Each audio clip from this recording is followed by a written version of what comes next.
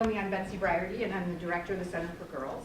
And one of the things that we really want to do at the Center for Girls is provide great parent education, because parenting a daughter in the current world is a challenge. So this is one in our series, Parent Ed series. Super excited to have Nikki, Danos, and Boismenue, who are our college counselors here at Forest Ridge and real experts in this whole college complex. So I'll let them introduce themselves more fully. Thank you. Perfect. Wonderful. So my name is Boismenue. I've served as the Associate Director of College Counseling here for 5 years. Both Nikki and I have been here for 5 years. Nikki, you want to introduce yourself? Yeah, my name is Nikki Danos, and I'm the Director of College Counseling, and of course this is my 5th year, but between us we have almost 40 years of college admissions and counseling experience between us. So we're really excited to be here with you today. And while we do have a PowerPoint presentation, a lot of this is going to be conversation with you, questions from you, and I want you to know there is no bad question, there's no taboo question. So whatever's on your mind, feel free to ask it. I'm going to ask Laura to introduce the concept and then to kick us off with an activity. Yeah, and I want to let people know we are filming this because we know a lot of parents can't come, so I just wanted to let everyone know. Yeah, great. Since we have such a small group, I always like to see who's in the, meet who's in the room. So long as you're okay doing so with the video recording, you can say pass if you prefer not. Would you guys just go around and say your name and what grade your daughter's in? Would you mind starting us? Yeah, of course. My name is Olivia, and my daughter Alexandra, she's in 5th grade. My name is Darcy, and my daughter is in the 6th grade. My name is Bianca. I have 2 daughters. Felicity is in 7th grade, and Eula is in 10th grade. Hi, I'm Georgia. I have Fiona in 9th grade. I'm Tom, and my daughter's in 10th grade. Her name's Laura. Hi, I'm Olivia. My daughter's Marion, 8th grade. And I'm Lavina, and daughter Marion as well. I'm Leslie. I have a daughter in 6th grade here, and I have a son who's a 10th grader. Great. And Casey, I leapfrogged you. I'm so sorry. That's okay. My name's Casey O'Rourke, and my daughter Phoebe's in the 7th grade. Hi, I'm Roseanne. I work in admissions. Great. And Gargi, Michelle from admission is also. Oh, sorry. No, sorry. So today we get to talk about resisting the college application industrial complex, which is a little wordy to put on our slide. It's been inspired by the book Rachel Simmons called Enough as She Is. And she starts out this book that we can't recommend highly enough, that really describes the landscape in which girls are growing up today. She starts the book off with a chapter on the college application industrial complex. And she really does a great job describing what it feels like and what are the factors swirling around and at play for your girls, and how can we as educators and parents get in there and be a positive coach and guide to a girl in a landscape that feels so different than the one that you and I grew up in when we were aspiring to and heading off to college. So our description of this session, have we got it? You know, actually, Nikki, I think I will go back and do the order that we wanted to. I'm going to start us off with an activity. Nikki's going to pass around note cards, and if you need a pen, I'll pass around the pens too. great. And for 60 seconds, which I can't decide if it's like a really long time or a really short time, I'm going to ask you to just list the things that you love about your daughter or daughters. How did that feel? Anybody who wanted to share? Great. Oh, great. Cool. Cool. The reason I asked you to do this is because the college process and the anticipation of college, especially when a girl reaches high school, can start to feel like this cloud that begins to overshadow everything, and can feel like for many parents or for many girls, like the only thing that's important, and like they're approaching the college application process, they're approaching this final judgment, or, I mean, it feels like a final judgment. They're at 18 years old. You know, it's this, it feels like this judgment that's going to determine what their worth, their, you know, from birth to age 18, what have they accomplished and gained? that isn't what it is, but it can feel that way. So I want to ask you, as you look at your card, I'm going to guess that not a lot, or not the majority of what you wrote down is related to college, getting into college, name of the college she will attend, you know? And yet, I asked her to do that because I think it's such a good exercise that I would encourage you to keep afresh in your mind, have your daughter do, because as we guide your girl throughout Forest Ridge and certainly the college process, that's what we want to be front and center. Who is she? What does she enjoy? What is she excited about? What is she good at? What does she aspire to? Not just college, because that is only but a vehicle within, one of many within which that she will be in to be able to pursue interesting, fun, unique, hard things in life, all of them. All right, my first couple slides are pretty downer. They're bummers. We describe what this college application industrial complex is. We describe this session as, at its worth, adoption of the college application industrial complex fuels a pervasive sense of inadequacy and fruitless striving. Both students and their parents can find themselves making costly concessions, trading the joys of exploration and learning for fear and protectionism. Instead, our author, Simmons, urges girls to resist the complex, seeking ways to connect with genuine interests, harness the value of risk-taking and making mistakes, and redefine the path to happiness and success. And that's what we want to dig in today. We're going to first look at the really hard reality of what it feels like to be a girl anticipating college today. And we want to dig in, how do we interrupt that narrative and be a coach to your girls towards what is true and what is healthy and helpful to them as people, as individuals. So, Rachel Simmons describes this complex as, and the experience for the girl, as finding themselves often in a swirling mix of anxious parents, obsessively checked online grading systems, college counseling, and my life is over if I blow it, my SAT terror. Does this sound familiar? Yeah, it does. And what this brings up in our girls is this idea, and they're not always wrong, that this process, in order to make it to their, quote, top college, is going to demand that they be absolute top at everything. They must be top 10% at everything, which is statistically impossible. That there's an exhausting competition with only the goal of getting into a top college, that that's the only thing worth getting, and that's the only thing that will prove their worthiness.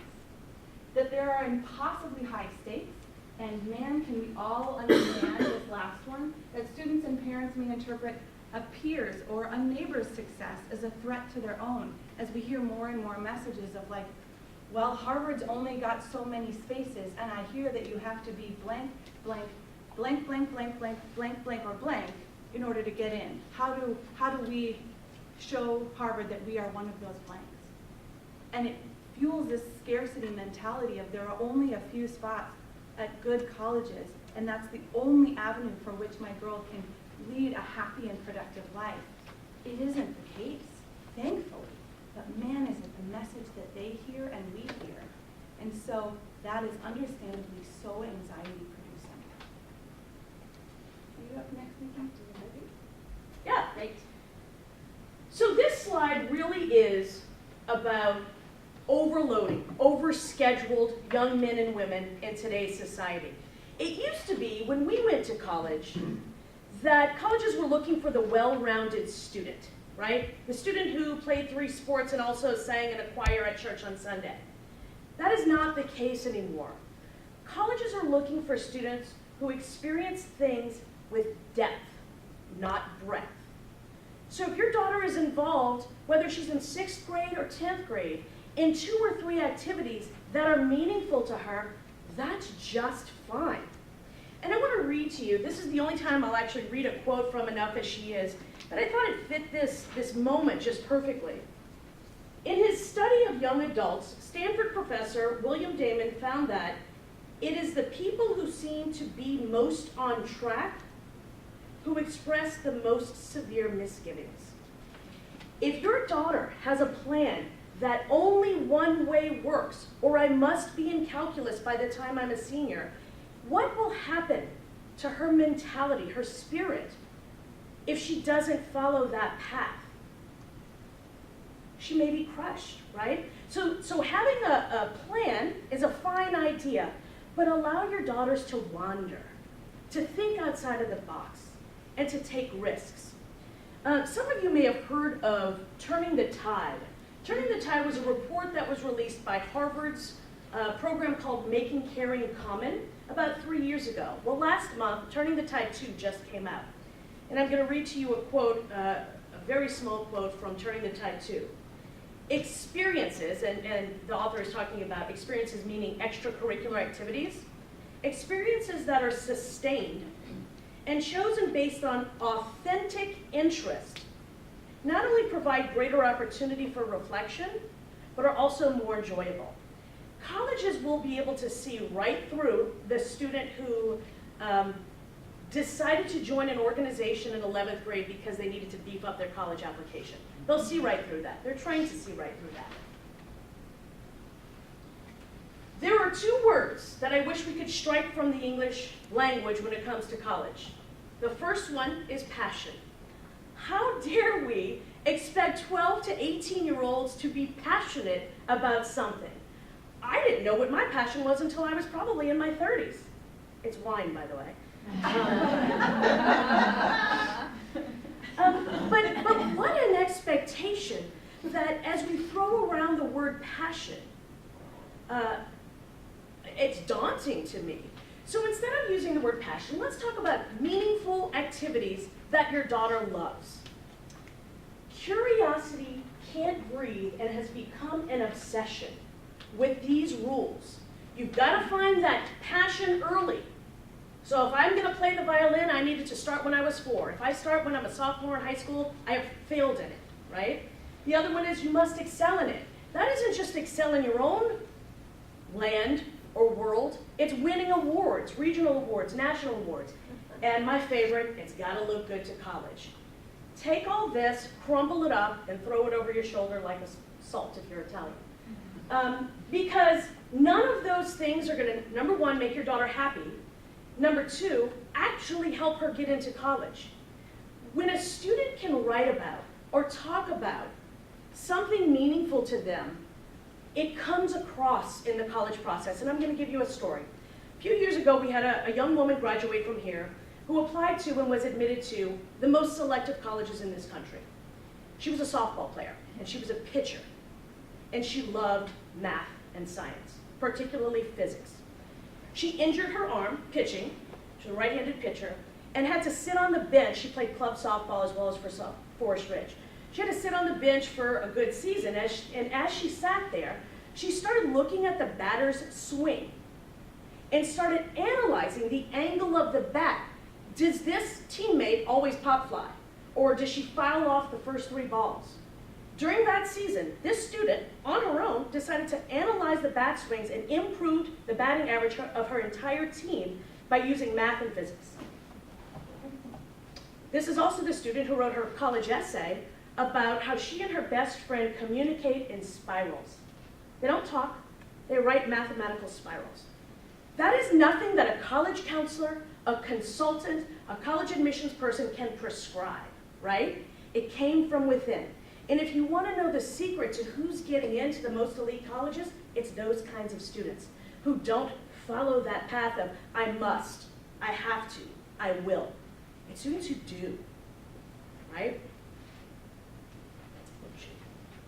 So let's begin to think about what can we be doing? How can we be changing the script and encouraging your daughters? First one, let's ease up on the girl talk, because that message of you can do anything often feels like, just look at Instagram. Everyone else is living their best life. Why aren't you?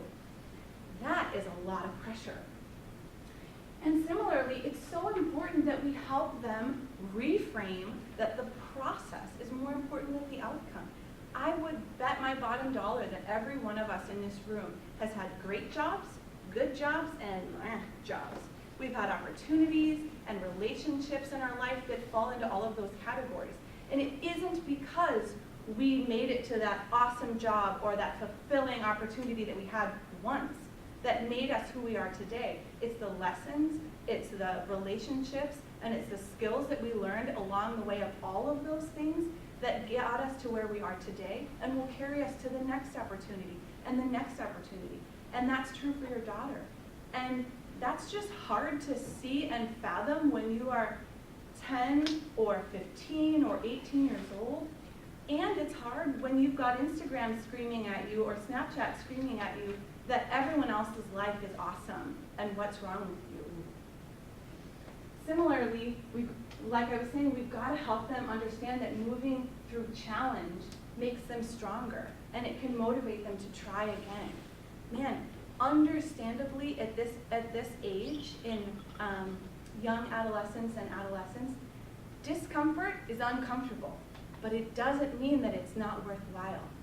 Failing or not getting what you want is uncomfortable, and thank goodness, because we all learned a lot from that. And it's hard, because it's hard to see them suffer and be sad, and yet that is the stuff of growing that they need to be doing. Also, before I leave this slide, I want to mention about this theme of girl power and you can do anything. I also want to caution us that kind of mentality when we approach the college application process can be really, really unhelpful. The idea of just try, just apply, you never know unless you try, is quite a gamble. And it's not exactly like buying a lottery ticket. Buying a lottery ticket, you know, putting in an application to Harvard or any of the highly, highly selective institutions in this nation, it's not a lottery. We have data to say who is likely to get in, and for the many top, most elite colleges in the nation, they have sub 10% acceptance rates. We have a pretty good idea about what the outcome will be. So we should be very careful not to be encouraging a girl with, say, average grades and average test scores. Yeah, who knows? You know, do a whole bunch of applications and let's see where it lands. Well, we know where it lands. A lot of rejections. Truly, a lot of rejections. Similarly, we advise until we are blue in the face about the amount of work and emotional effort that goes into applications. And that's why we will always be pounding on our stump speech of a balanced list of colleges, ones that are easier for her to get into all the way up to harder, and a mix therein, because they take a lot of work. For example, Stanford's application requires between 7 and 10 additional supplemental essays to their application. That is a lot of work and a lot of hope and emotional investment just to be denied. Just some reality and thoughts we want to share with you about the application process. I want to chime in on here about the failing part. For many of our young women, the first time that they've been told no is during the college admissions process. And it feels like a breakup. It hurts deeply and personally. So what I would like to ask of you, if you don't do this already, is tell your daughter no every once in a while and stick to it. That's not necessarily failing, but that's life. We get told no, right? And so many times I have girls crying in my office, let's say with a lower profile, maybe a 3.0 and 1,000 on the SAT, who don't get into Stanford, and they just don't understand how or why. When Stanford, actually this year, they're going to start to not release their admissions numbers because they're going to be less than 4.5%, right? So, failing is good, even though it hurts in the moment. Back to you, Ms. Boismenue. All right, one more activity. I want to ask you to turn to a person next to you and talk about, and think about first, and then share with the person next to you, what was the most surprising, maybe best, thing that happened to you or that you did in college? I'll give you a minute or so. All right, what I'm going to ask is, who would be willing to share out what their partner shared?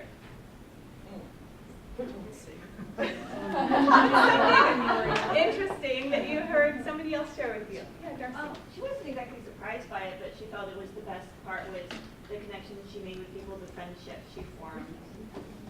Yeah, great. Thanks, Darcy. Yeah, Molly Middleton. to you. We both had similar ones. So Leslie was on a pre-med track and ended up failing biology and chemistry in her freshman year. Not uncommon and also devastating. But as a result of that, she found a different career and is really grateful for that.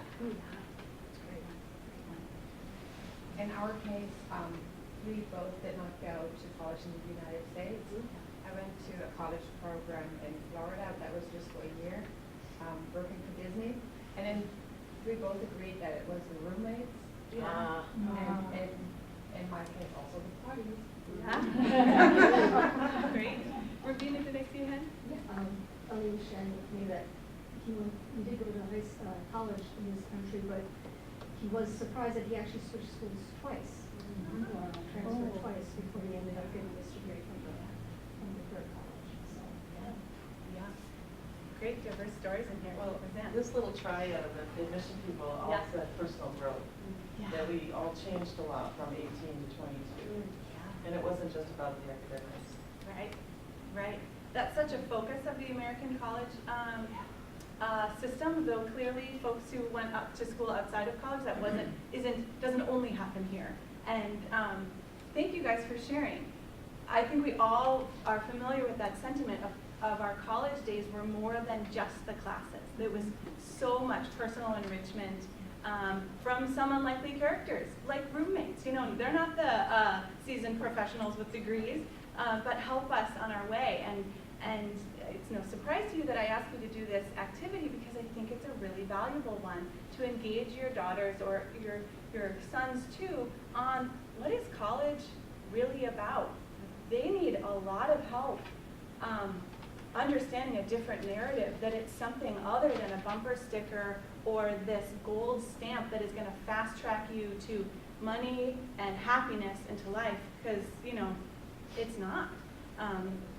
And to instead engage her, what was the most valuable thing about your college days? What have you heard other people about, to help her broaden the perspective of what is it that she can feel excited about, and what is it that is valuable about the college years? And I want to point out, we're not really going to go over the 10 myths that is a handout on the back table, but I do want to point out something that we don't talk about in this presentation at all is myth number 5, that you must decide on a career or major before you select a college. That is false. There are only maybe 2-3 colleges in this country where you have to decide on a major. One is Cal Poly, San Luis Obispo. And then sometimes you'll have to choose a school within a college, like NYU. Do you want to be in the College of Arts and Sciences, the School of Business, the School of Education, etc.? But this notion that, and I think many of your daughters may feel this way, I need to be in a STEM field and go to MIT. Let's backtrack from that and share with your daughters some of your experiences in college, and maybe perhaps you've switched majors, or you have a friend or a partner who has switched majors, and let's talk that out, because it's perfectly fine to go in undecided. So one suggestion that we have is to go back to, again, we're beating our gavel on fixed mind, growth mindset, as we often do here at Forest Ridge. If you're not already familiar, please pick up a book, go to the internet, and learn about Carol Dweck's work on growth mindset. And what we want to do, and including in this college process, is move away from person praise that presupposes that a person has fixed traits and qualities that they are born with that determine the capability and the abilities they have throughout the course of their life, and instead move to process praise, the praising the fact that we can grow and change and develop and accomplish a lot of things. We probably can't be anything we want to, but we can do great things if we focus on the effort that we put into it and really harness how much work and dedication we put into something. So we're moving away from, you, Nikki, are an amazing soccer player. That's going to instill in Nikki this idea that I am an amazing soccer player. I have soccer skills, and maybe they've peaked here at 16. It's detrimental to her motivation, because if Nikki is a star soccer player at 16, she's very likely to fall into especially as a female, a perfectionistic mindset of, I don't know that I want to join the next level of my club program, or if I want to pursue this in college, because when it gets harder, the competition gets stiffer, and I get found out to be not a star athlete. That we see that a lot in girls choosing classes. They want to make sure they stay within classes or endeavors that continue to reinforce, I'm good at this, I'm good at this, I'm good at this. But of course, that keeps you only driving in the safe lane rather than just growing and stretching yourself. So we want to rephrase to process praise and saying, man, Nikki, you worked really hard. I could tell how hard you were working out on that field, because that's going to focus on her effort and fuel her motivation and curiosity towards wanting to see, wow, what are my capabilities? What new skills do I have the ability to grow and blossom in this thing? If soccer is in fact Nikki's real passion and she wants to, whoops, I'm not going to use the word passion anymore. You know, if it's a real interest, something that really fills her with joy and fills her with this sense of curiosity. I want to know more. I want to dig more into this. Now, Nikki doesn't have to have soccer be that area of her life, but this is how we want to choose to help grow a growth mindset instead of this idea of, I was born with a limited set of capabilities and I better stay in that lane lest I proved or showed to someone I'm actually a failure or not good at or can't do certain things. I think you're up next, ma'am. Good. So I'd say the vast majority of young women want to be the good girl. They want to get good grades. They want to do well in sports, in drama, in their extracurricular involvement. And your expectations of them matter. How many of your daughters, oh mom, right? But they're listening. They're listening. And so sometimes your expectations, and you might even not know that you've done this in the past, but I hope that we can help you correct it in the future, that you must be a lawyer, you must be a doctor, you must be a financier. Those sink within her. And what if she likes to draw? Then she must be an architect? No. So talking about careers prematurely could make her feel bad.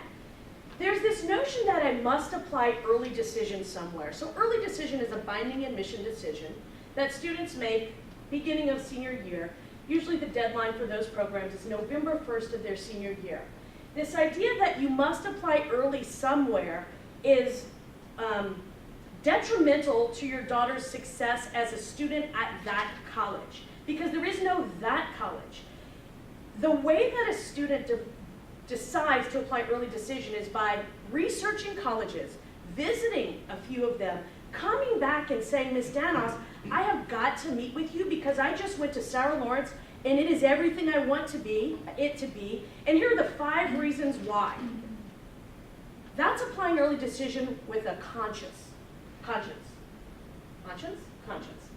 And then I must get accepted to the most selective college. We call this the bumper sticker school because the parent can't wait to buy that bumper sticker that says Stanford on the back of that Lexus, and the student can't wait to buy the $65 t-shirt, right, that says Penn, right?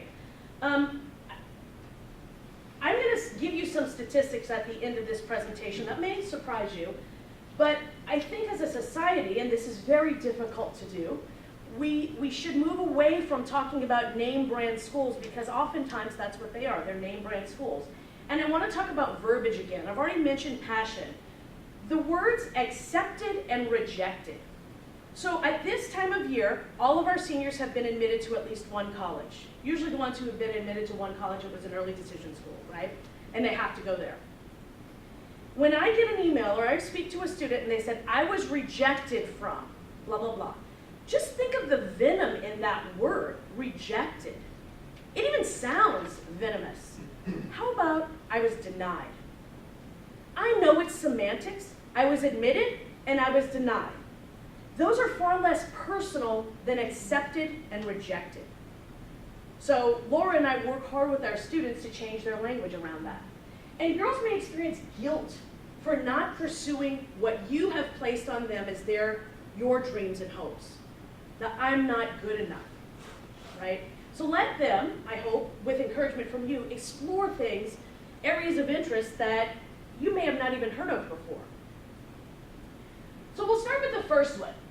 You are the strongest buffer between what messages your daughter is receiving from the media or from within Forest Ridge or from, the teenage community. Right now is the prime time. I'm so glad that this meeting was rescheduled to April, because right now, almost every news segment or newspaper article has something about college admissions in it. We all know about the admissions cheating scandal. We won't go into depth about that. Talk with your daughter about the messages she's hearing. Student from New York got into 100 colleges. That must have been a full-time job applying to 100 colleges, right? And it's ridiculous. That's not about fit, it's about ego. Student got into all 8 Ivy League schools. That's not about fit. A student should not be applying to Brown who's applying to Columbia. They are so vastly different in their philosophies. That tells me that that student was applying because of ego and lack of college counseling, and perhaps societal pressure to apply to those kinds of schools. So talk with your daughter about the messages she's receiving, and always feel free to contact me about helping you and your daughter work through some of these messages. I mentioned there are 2 words I'd like to strike from our college vocabulary. The next one is good college. What is a good college? I'll tell you what a good college is. It's any 4-year, not-for-profit college in this country. That is a good college. When I cringe when I hear, oh, I just want my daughter to get into a good college. How do you define good? Ones that you read in U.S. News and World Report? Do you want to know? So last year I was at a conference and I was sitting at a table with an higher level admissions person from UC Berkeley. U.S. News and World Report has to send out, let's call it evaluations. It's a big, thick envelope where the president of the university and the dean of the Office of Admissions has to fill it out in order to be considered for U.S. News rankings. The guy from Berkeley said, our administrative assistant fills that out. Not with facts, but with opinions. Some of the questions are, which colleges in this country do you think are best serving its students? Number 1, that's opinionated, right? And an administrative assistant filled that out. The other thing that U.S. News and World Report doesn't take into consideration is student success, student happiness. It's about how much do families give, right? And low acceptance rate and high yield. So I want to take us away from the good college mode. And girls really want to understand that you get them and the root of their anxiety. And the more you're willing to engage with them on this, the happier they'll be. Okay? So I'm so glad to hear that so many middle school families are in this room, because I think one of the things, in admissions, because one of the things I think that is a huge mistake in determining where your daughters go to high school is looking at a matriculation or an accepted college list. Because all this shows you, this is our matriculation list, that's where students enrolled over the past 4 years. All this tells you is a name. For any high school in this country, all it tells you is a name. It doesn't tell you why a student chose a certain program. And so I'm going to tell you 3 stories. Number 1, we had a student who graduated a few years ago who wanted to major in astronomy. She was accepted to the most selective colleges in the country, and it came down to UCLA and the University of Arizona. The University of Arizona has the #1 astronomy program in this country, and that's where she is, and she'll go on to get her PhD. She chose the University of Arizona over UCLA. Bravo. Another student is, yeah? I'm sorry. She chose the best college in astronomy. That's correct. That's what she chose. That's what she chose.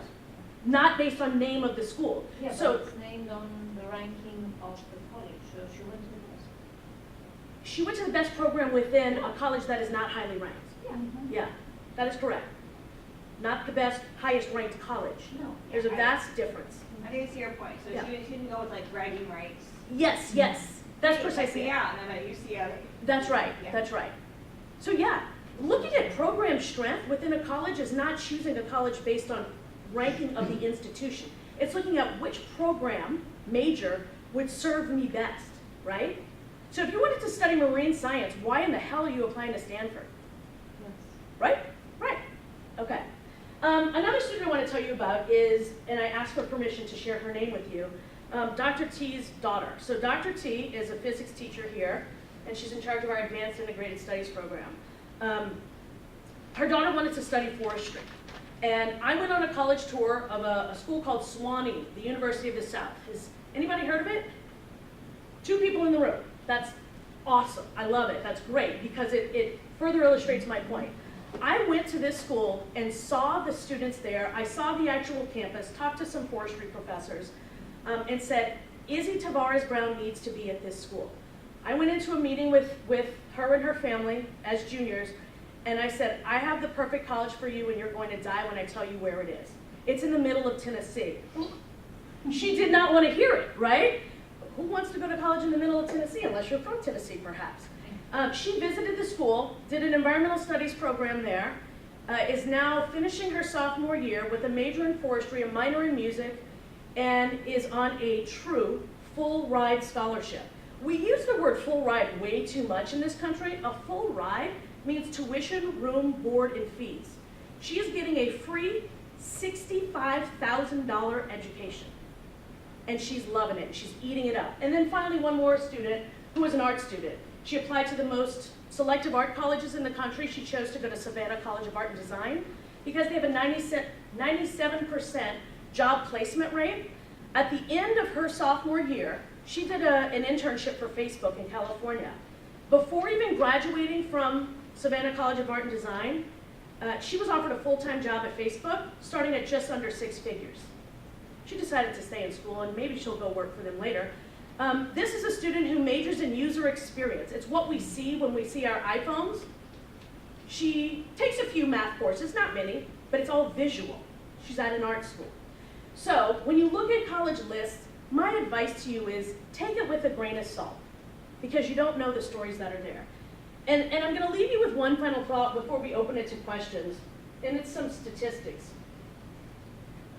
Only 19.5% of colleges in this country, 19.5, so let's say 20% of colleges, accept fewer than 50% of their applications. 19%. 43% of colleges in this country accept between 71 and 100% of their colleges. So whatever the math difference is between those, that's another 20% accepts between 50% and 70%. So when we sometimes have students come into our office and say, Ms. Danos, I'm not going to get in anywhere, I say, you could get into about 1,200 four-year colleges in this country. What? I said, you know what? You may not have ever heard of Sewanee, the University of the South, but let me help you understand why this may be a good fit for you. Laura already mentioned the balance of a college list and the fit that we work with each and every girl on, and we want her to shoot for the stars. If Stanford has been a dream and she has scores and grades that are somewhere in their published average, she should go for it. Absolutely, and we will support that 100%. And we'll help her find some target or possible schools as well as likely schools. So that being said, I think we'd love to take some questions for you. And remember, nothing is taboo. Happy to answer anything that you have.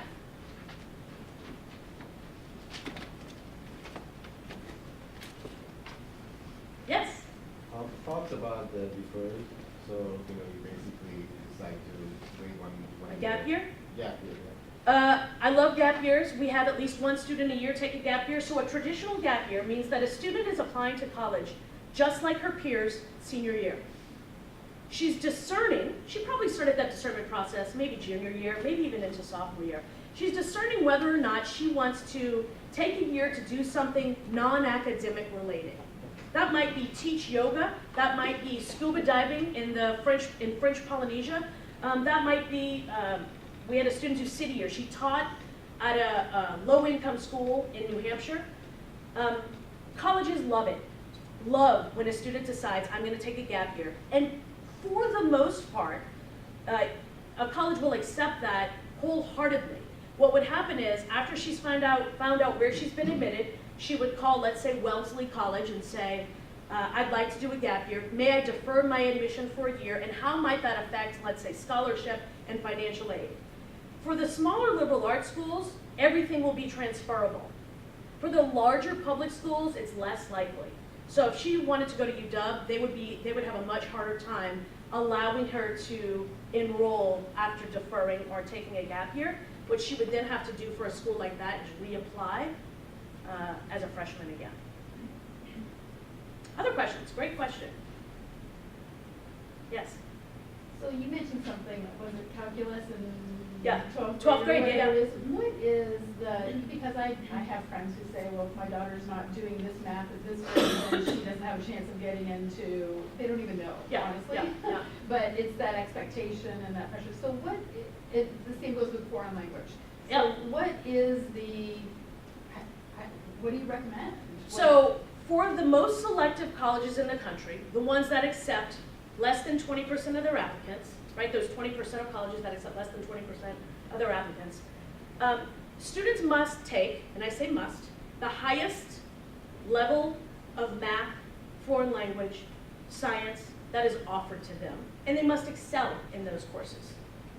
So if your true goal and aspiration is to go to a school that accepts less than 20%, you would be well served by taking the most challenging classes offered at your school and excelling in them. So that's my answer. We have students getting into many selective colleges who have only gone through pre-calculus, and that's perfectly fine. We have some students who say, I have taken my 3 years of Spanish, not interested anymore, I really want to double up in the sciences. And we say, okay, that's fine. If you can exhaust the curriculum in a foreign language, colleges prefer that while doubling up, and sometimes you can't, and that's okay. And can I make the subtext there really explicit? If your daughter does not excel in all areas where she is in school now, the endeavor of forcing her to do so and trying to make her fit into that space of being the excellent student who excels in all the highest levels is a terrible experience for you and a worse experience for her. And that's where we really see girls suffering enormously. Instead, why not take the lead on who she is, what brings her joy and curiosity, and let that be the driver of where you will then look at the different colleges she will be beyond eligible for and very happy and successful for. Nikki mentioned that it's, I don't have all the statistics, about 80% of colleges.